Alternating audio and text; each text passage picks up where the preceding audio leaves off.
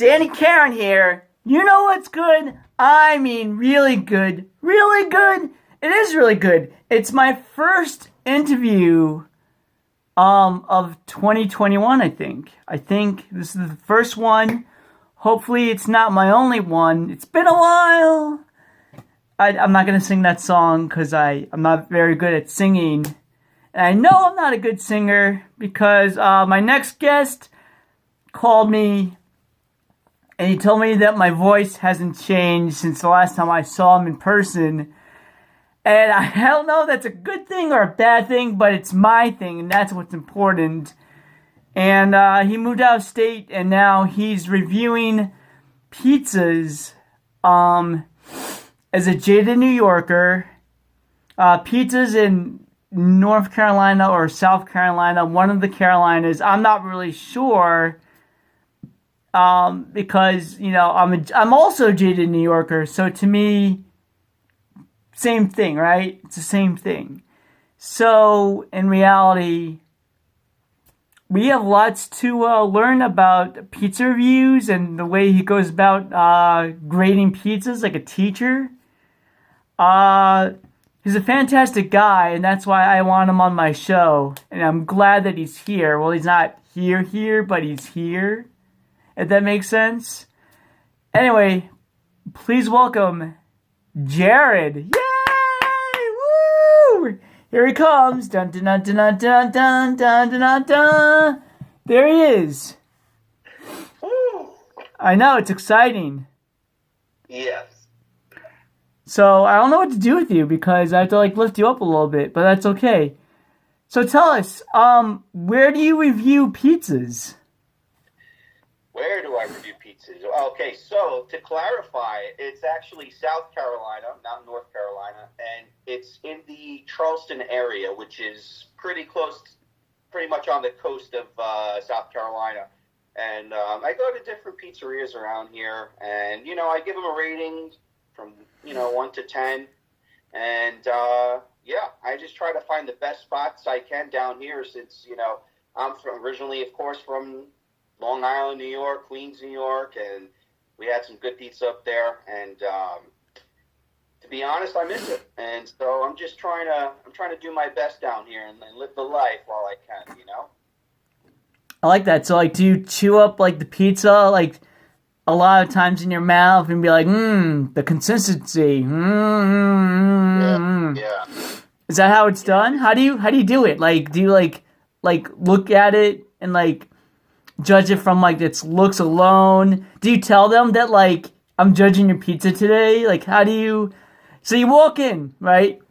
And what do you do? How do you do it?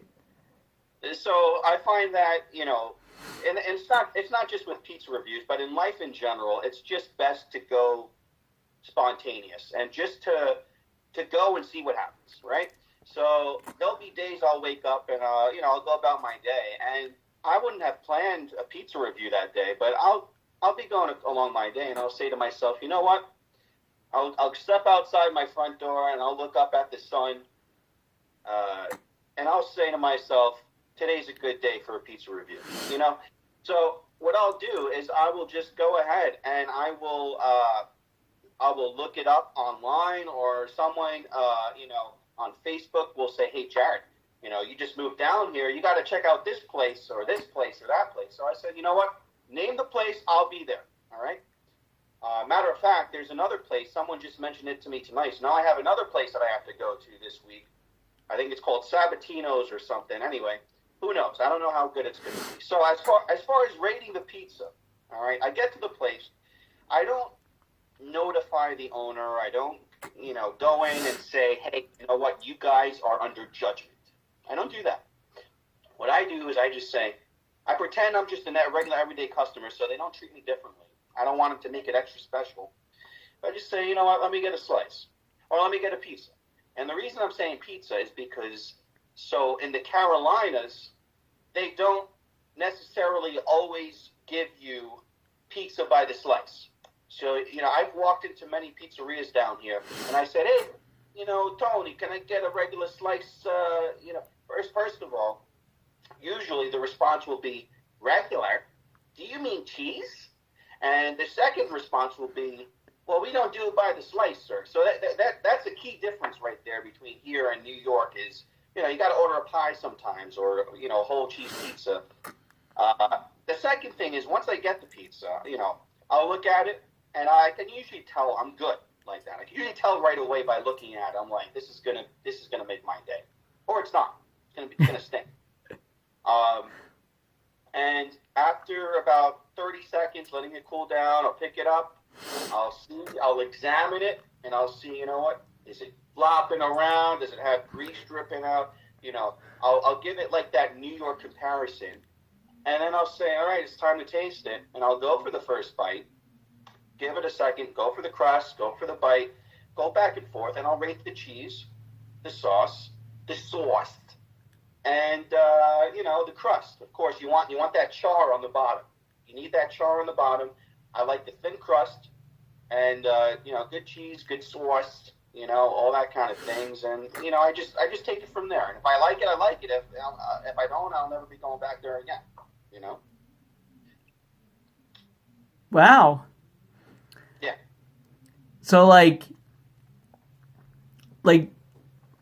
think what you should do, you may want to try, is giving it a Jared score. And then you should do different categories and be like, do like, for instance, I'm gonna base everything you're talking about tonight on my favorite pizza place, Little Vincent's, which I go there frequently. Is that the one in Ronkonkoma? Ronkonkoma. Okay, I know that I've had their pizza. I gave it like a 7.4, something like that. It wasn't bad.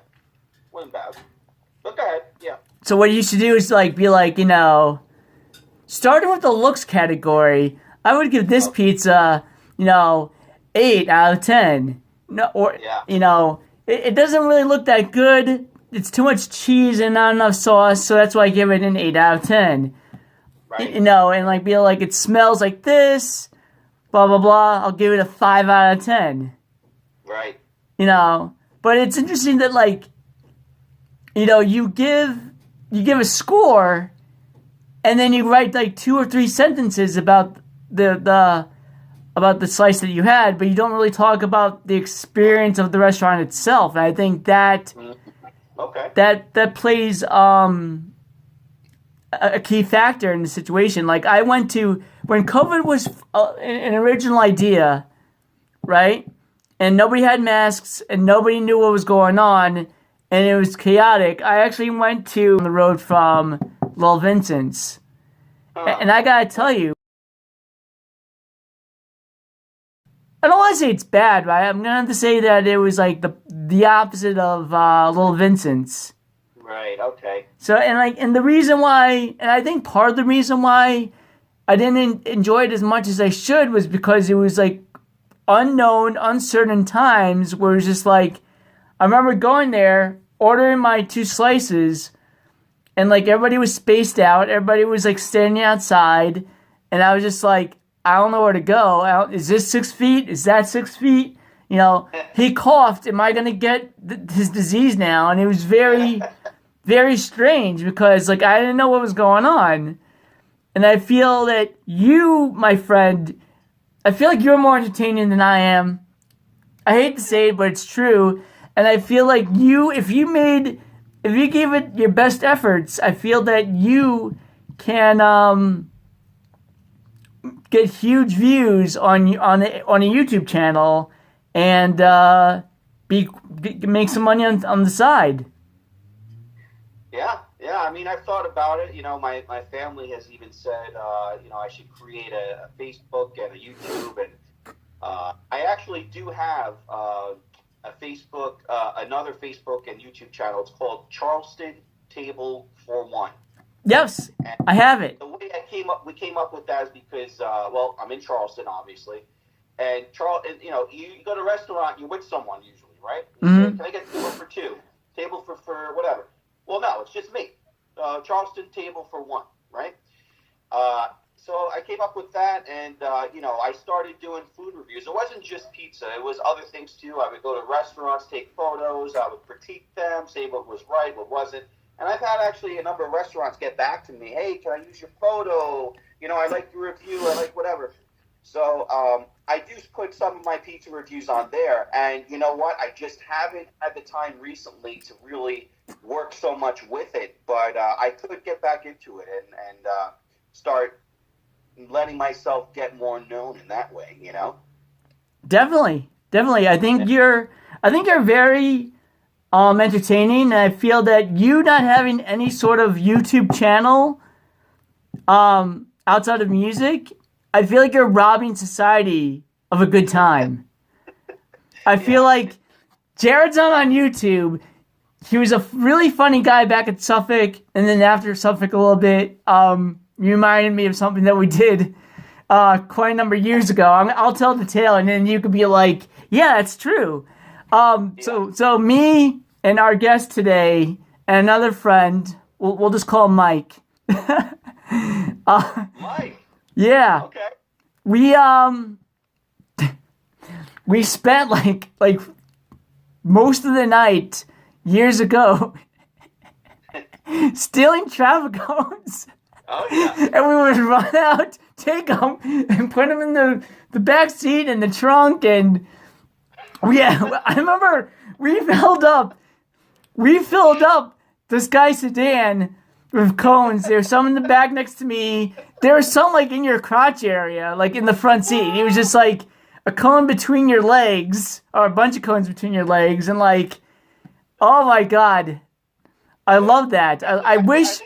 I think we took them that night, and I think we started throwing them like on the windshield of the car, and I think we started like going over like we went down this one road. I remember like dude, we must have been doing like 60 or 70, and we went like on this hill or bump or something. I thought I was gonna fall out of the car, but it was such a great night. Such a great I remember night. that. That was a bump. And the thing about that car is that the speedometer was broken. And then what the little bump did was you hit it at the intersection, you would bottom out the car and like cause some really bad damage, and we thought it was hilarious. It But was great. but You know? it was our hilarity that like did damage to Mike's car, and like you know what? I'm sure he doesn't mind, but like it's funny how like comedy is damaging in one way or another. Yeah, it can damage cars, and yeah. But I feel like you're neglecting the world because we don't have your humor on YouTube, and it's a shame. You're always Yeah. entertaining. I remember you played cricket at Suffolk. Yeah, there was, I was friends with everybody back then. So I was friends with the white kids, the Pakistani kids, the Indian kids, everybody. And they said, "Hey, Jared, you want to play with us?" And I was like, "Sure, why not?" So I learned how to play cricket by hanging out with the Pakistani kids. And I'll be honest, I had a fun time doing that kind of thing. It was great. Having you on the show is great. So I Yeah. think we need to get back on track. That's what I think. Yeah. And so you're gonna do some more pizza reviews in the future? I am. I am looking to go to this place that someone suggested to me. And also, I don't know if I didn't say this, but so since I'm in South Carolina, they do have places down here that claim to be New York style, right? So we'll have places down here where someone will actually be from Brooklyn or the Bronx or Long Island or even Connecticut. And there are some places, I've been to some of the places down here. One of my favorite places down here is actually called, it's not even like an Italian name, it's called Wicked Crust. And it's the owners are from New Haven, Connecticut. And let me tell you, man, that's a good slice right there. Very good slice. And, so what I'll sometimes do is, since I don't have the original New York slice in front of me, or Chicago, or if I want this slice or whatever, I will actually go on something called Gold Belly, and I will order frozen pizza and have it shipped to me from New York or from Chicago. I've done Chicago. on Goldbelly. I've done New York, Staten Island, and I had some really good pizza that was shipped to me, man. It was great, very good. So do you? Is it always plain cheese? Was it always what? Is it always plain cheese? Okay, so when I did the Chicago, I do plain cheese, but I also will occasionally put sausage, pepperoni, and that's usually it. I don't really go crazy. I don't put like olives, mushrooms, all that crazy stuff on it or whatever. Yeah. Oh, sorry, I kind of spaced out there, but good thing I'm recording this.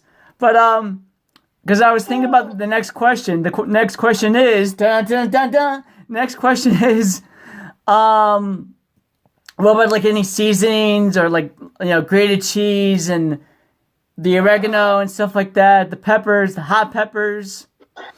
So, yeah, whenever okay, so my standard is when I go to a restaurant or a pizzeria, my standard is always just get a plain cheese slice, nothing else on it except the cheese, the sauce, and the crust. That's it. But if I'm feeling a little, if I'm not into the slice that much and it doesn't have much flavor, I will put more seasoning on. I will put oregano. I will put crushed red pepper occasionally. Grated cheese, that's more of a pasta thing for me. I'm half Italian, so I will put grated cheese on a lot of my food, but it's mostly pastas and stuff like that. For pizza, I kind of don't put too much grated cheese on my pizza. But yeah, I will put sometimes occasionally oregano, pepper, things like that. Pretty good. So, I would like to think. Go ahead. I remember Little Vincent's, and I remember going there, the one around Konkoma. I think it must have been 3 in the morning or 2 in the morning, and I was like, this place is still open? And so I went there, and I ordered their pizza at 2 or 3 in the morning, and I was like, where else can you get on Long Island pizza at 2 or 3 in the morning at that hour and have it be decent pizza? And I was like, this is great for late night pizza. If I'm going to be with my friends in late night, I'm going to go to Little Vincent's, And I tried the one in Huntington, because there's another one in Huntington, Little Vincent's, and it's similar, but they do what's called a cold cheese slice. Yes. And I guess it must be for all the college kids or the whoever it's for. But they take cold mozzarella and they put it on the sliced pizza that was heated up in the oven, and they give it to you like that, and it starts melting, but it's still cold on there, and you eat it. I'll be honest, I'm not really a fan of that. It tastes weird. It tastes like I'm trying to mix Lunchables with pizza. That's what it tastes like to me. I mean, it's strange because you got cold mozzarella. It's basically a pizza with Lunchables. I don't know what it is, but it's not bad. It's not bad, and I do like their regular cheese slice. So anyway, I can tell you all the places on Long Island and in New York City and Queens, all the good spots, all the places you have to hit. Let me tell you, if you live on Long Island right now, you got to hit. Let's see, Coliseo in Port Jefferson's really good. Branchinelli's in Hauppauge.